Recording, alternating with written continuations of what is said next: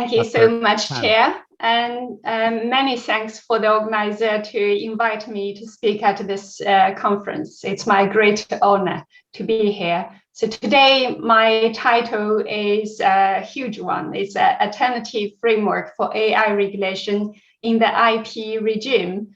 So I will just fly you through my thoughts and to show you what the team thinks regarding this topic specifically. We all know that AI is everywhere. It is challenging the overall legal norms. Amongst various national initiatives, it seems that the EU and Russia currently have head starts reforming AI regulations. Where Russia proposed the Grecian law employing the term of a robot agent and also stating that a robot agent may own property and assume obligations and have the right to sue. And the EU issued its AI Act as well, which proposed to create a specific legal status. It's so-called electronic persons. Yet those proposals are flawed, as for example, you may realize that they provided no clarifications for the proposed legal status or quasi-legal status. Indeed, the penetrations of AI in the IP regime is great and global. Music, art, data and literature writing, medicine, trade, algorithm may be seen in most industries, if not all. And in December 2019, we saw Shenzhen Court highlighted the factor of human invention, choice, and judgment during the AI creation, which represents the mainstream legal attitudes towards AI-generated works. The court also recognized Dreamwriter as an author, which echoed in November 2020 by the India Copyright Office, who confirmed that Raghuv as a co-author. And whereas the legal person or natural person being the owner of the copyright work. And we saw a series of diverse cases, which is dispute over the AI-created patent. On 28th July 2021, the South African Patent Office granted the world's first patent on the innovation created by an identified AI inventor, which is Durbus. And in July 2021, it's only just 2 days later, the Australian court issued its decision that AI systems can be named as inventors. However, we also very well aware that the US, UK, and EU authorities have made up their mind. Durbus is likely to be considered a tool rather than an inventor in their jurisdictions for the foreseeable future. Such inconsistency may be resulted from the current framework's lacking of international consensus. So what about an alternative framework? When we heard the US White House proposed AI regulatory principle in January 2020, it made very clear that those principles are designed to achieve 3 goals: ensure public engagement, limit regulatory overreach, and promote trustworthy technology. Such demand is not alone when we look back at the history.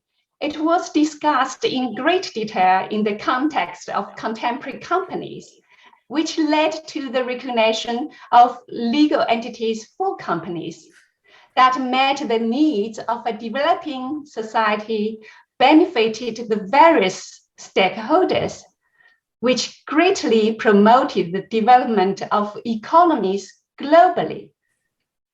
In the landmark case of Solomon 1897, the fundamental importance of the separate legal personality of the company was highlighted. The decision, of course, upheld the doctrine of company personality, which had previously been set out in the 1862 Companies Act, where later on, Macro and random cases really further illustrated the benefits of company personhood. Would similar benefits be associated with the treating AI as a legal entity? Echoing the real entity theory, we know that Professor BIICL once said, where there is property, there is personality. Personally, I think even better, Ralph Brown summarized that, and I quote, that which the law recognized as mere property will not have personality, where that which can own property must have legal personality. Indeed, without the legal entity status, there's no way in which an AI can hold the independent property rights, including patent rights or copyright. This is because property ownership and legal personality are interconnected.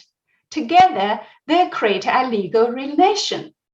The urge for clarification of such legal relation for AI is sound. For example, an AI stock agent would need to be able to hold the possessed property in order to have a legal personality by which to enter into agency contracts with the natural persons that invest their money into it. Without their abilities, it cannot fully function in the context like of a fund manager, for example, and its legal liability amongst various stakeholders remains unclear. Talking about AI stakeholders, that we, the team, understand that AI stakeholders may refer to anyone who has a legal, financial, or social interest in AI. A perfect illustration may be found in the 2018 Uber case, when an Uber self-driving car killed a pedestrian. Who would be the responsible for that tragedy? Was it the person in the car manufacturer, the AI scientists, or Uber, the company? All the investigators identified that the car had safety issues. Uber and other parties were found not criminally liable. The court decided that it was the person behind the wheel who was merely responsible and was charged. It might not be a totally fair decision due to the limitation of the current AI framework. From the 1915 Hickman case, we could learn how a legal entity would be beneficial in helping better regulate AI system through the requirements of following AI memorandum and articles.